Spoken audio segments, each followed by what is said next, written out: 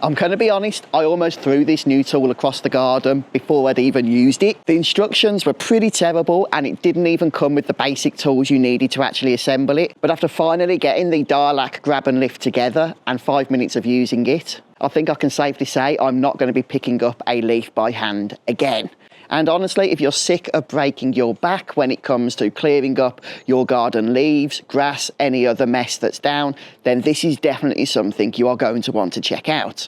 But as I mentioned, assembly is a bit of a pain because the instructions do not tell you need to supply your own tools. I needed two 10mm spanners and two 9mm spanners in order to get all the nuts and bolts properly attached. You cannot tighten them enough by hand.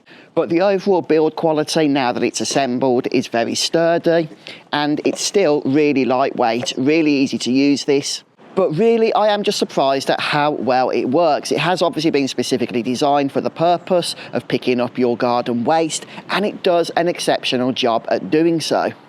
The grips may not seem huge, but it means that design-wise, they're not going to get in the way, and it really does get absolute boatloads of grass, leaves, sticks, whatever the case may be, in one go.